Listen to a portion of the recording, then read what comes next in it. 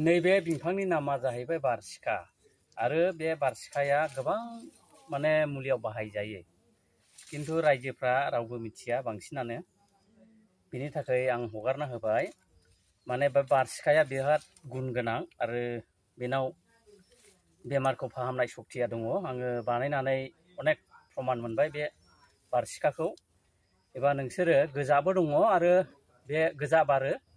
ओमफ्राय मोनसे गुफुर जात दङ बेबो एखे खामानियावनो होयो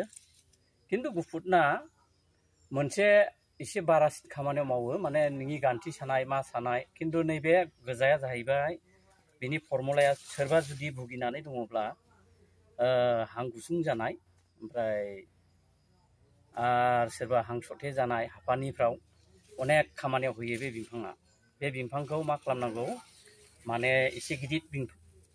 बिफांखौ नायदो बिदि देन्था गिदिर ओमफ्राय दानस'नानै सैहनानैहाय एसे फोरानदबनानै बेखौ साहा बायदि फुदुंनानै माने बेखौहाय एसे गुसु दुंब्रुद खालामदो लोंब्ला अनेक रैखाखौ मोननो हायो आरो बियो प्रेसारनि थाखायबो अनेक खामानियाव होयो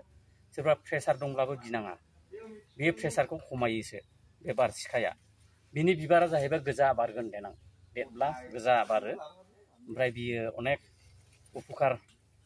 जनक बुस्थु मानसिनि थाखाय बेमारनि थाखाय बिराद मोजां खामानियाव फैयो सोरबा जुदि बिदि भुगिनानै दङब्ला रायजोफ्रा सोरबा बिनानाव बा फंबाय बिदाफोर